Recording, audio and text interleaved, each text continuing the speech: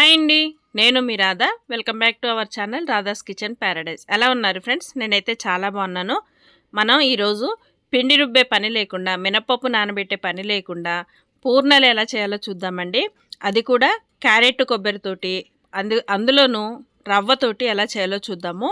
పూర్ణం అంతా కూడా కొబ్బరి క్యారెట్తో ఉంటుంది, పైన లేయర్ వచ్చేసి రవ్వతో ఉంటుందండి. టేస్ట్ మాత్రం సూపర్గా అదిరిపోతుంది. మీరు కూడా ఒకసారి ట్రై చేయండి. క్యారెట్ తీసుకున్నాను, అది చక్కగా పీల్ ఆఫ్ చేసి క్లీన్ చేసిన తర్వాత దాన్ని తురిమి పెట్టుకోవాలి. ఈ ప్రాసెస్లో చేసుకుంటే మనకి ఏంటంటే పిండి రుబ్బే పని ఉండదండి, అలాగే నానబెట్టుకోవాల్సిన అవసరం ఉండదు. అయినా కూడా పూర్ణాలు అనేవి చేసుకోవచ్చు. ఈ 3 క్యారెట్లని చక్కగా తురుముకోవాలండి. నేనైతే 3 తీసుకున్నాను.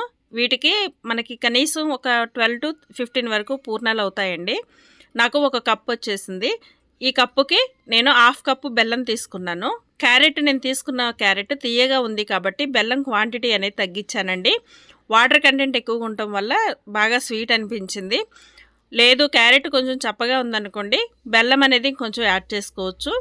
స్టవ్ ఆన్ చేసి కడాయి పెట్టి అందులో 1 టేబుల్ స్పూన్ నెయ్యి వేసానండి. వేసి క్యారెట్ చక్కగా ఫ్రై చేయాలి. క్యారెట్లో ఉన్న వాటర్ కంటెంట్ అంతా కూడా పోయే వరకు ఫ్రై చేయాలండి. తర్వాత 1 కప్పు పాలు పోసి ఆ పాలల్లో కూడా క్యారెట్ అనేది చక్కగా ఉడికిపోవాలి. ఇలా ఉడికిన తర్వాత మనం తీసుకున్న బెల్లాన్ని కూడా వేసి చక్కగా కరిగేలాగా మనం హీట్ చేయాలి. దీనిలో ఎండు కొబ్బరి తురుమండి, ఇది 3/4 కప్పు తీసుకున్నానండి. అది కూడా వేసి చక్కగా ఫ్రై చేసుకోవాలి. ఇది ఆటోమేటిక్గా కలర్ అనేది చేంజ్ అవుతూ ఉంటుందండి. మనకి లడ్డు కన్సిస్టెన్సీ వస్తుంది. ఆ టైంలో మనం స్టవ్ ఆఫ్ చేసేసి చల్లారి పెట్టుకొని ఇలా లడ్డు అవుతుందో లేదో ఒకసారి చెక్ చేసుకోవాలి. తర్వాత ఒక గిన్నె తీసుకొని దానిలో 2 కప్పుల నీళ్లు, 1 కప్పు పాలు పోస్తున్నాను. నేను తీసుకున్నది 1 కప్పు రవ్వ అండి. 1 కప్పుకి 3 కప్పుల క్వాంటిటీ. 1 కప్పు పాలు యాడ్ చేయడం వల్ల టేస్ట్ అనేది చాలా బాగుంటుంది. వేరే గిన్నెలో 2 టేబుల్ స్పూన్ల మైదా తీసుకొని వాటర్ వేసేసి ఇలా లిక్విడ్ ఫామ్ లాగా చేసుకోవాలండి. ఇది మనకి బైండింగ్కి ఉపయోగపడుతుంది. పాలు వేడైన తర్వాత దానిలో 1 కప్పు రవ్వ వేసి చక్కగా ఉడికించుకోవాలి. ఇలా ఉడుకుతున్న టైంలో కొద్దిగా సాల్ట్, అలాగే 1 టేబుల్ స్పూన్ షుగర్ వేసుకోవాలండి. ఇలా షుగర్ వేయడం వల్ల ఏంటంటే మనకి రవ్వకి కొంచెం టేస్ట్ అనేది వస్తుంది. దీనిలో 1 టేబుల్ స్పూన్ వరకు నెయ్యి వేసేసి రవ్వని బాగా ఉడికించుకోవాలి. ఈ రవ్వ ఉడికే టైంలోనే మనం కలిపి పెట్టుకున్న మైదా మిక్చర్ కూడా వేసేసి బాగా కలపాలండి. ఇలా ఉడికించుకున్న రవ్వను కూడా చల్లారి పెట్టుకొని ఇలా 2 కూడా లడ్డూలాగా చేసుకోవాలి. క్యారెట్ అలాగే రవ్వ 2 కూడా సేమ్ సైజులో లడ్డూలు చేసి పక్కకు పెట్టుకోవాలండి. రవ్వలో మనం మైదా పిండి వేసాం కాబట్టి లడ్డు అనేది చాలా స్మూత్గా వస్తుందండి. అందుకోసమే మనం మైదా పిండి అనేది వాడామన్నమాట. ఇందులో కంపల్సరీగా మైదా పిండి అనేది వాడాలి. అప్పుడు మాత్రమే లడ్డూలు విరగకుండా మంచిగా వస్తాయి, సూపర్ సాఫ్ట్గా వస్తాయండి.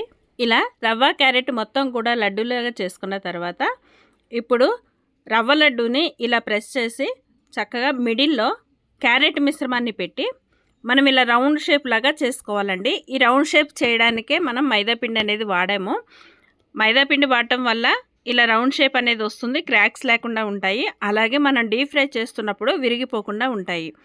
చూస్తున్నారు కదా, ఇలా షేప్ అనేది రావాలండి. ఇలా మొత్తాన్ని కూడా లడ్డూలు చేసి పక్కకు పెట్టుకోవాలండి. ఎక్కడ క్రాక్స్ అనేవి ఉండకూడదు. ఒక కడాయి తీసుకొని దానిలో డీప్ ఫ్రైకి సరిపడా ఆయిల్ వేసేసి కొంచెం హీట్ అయిన తర్వాత మిడిల్ ఫ్లేమ్లో పెట్టుకొని ఈ మనం చేసుకున్న లడ్డూలన్నీ కూడా అందులో వేసేసి చక్కగా సిమ్లోకి మార్చేసి ఫ్రై చేసుకోవాలి. చాలా టేస్టీగా ఉంటాయండి. గోల్డెన్ బ్రౌన్ వచ్చే వరకు ఫ్రై చేసుకొని పక్కకు తీసుకోవడమే. సూపర్గా ఉంటాయి. కొత్త రకం కదా, చాలా బాగుంటుంది. ఒకసారి ట్రై చేయండి. నచ్చితే లైక్ చేయండి, షేర్ చేయండి, కామెంట్ చేయడం మర్చిపోవద్దు. అలాగే మరి ముఖ్యంగా సబ్స్క్రైబ్ చేసుకోండి ఫ్రెండ్స్. ఓకేనా? సపోర్ట్ చేస్తారని అనుకుంటున్నాను. థ్యాంక్స్ ఫర్ వాచింగ్ అండి. మరొక వీడియోలో మళ్ళీ కలుస్తాను.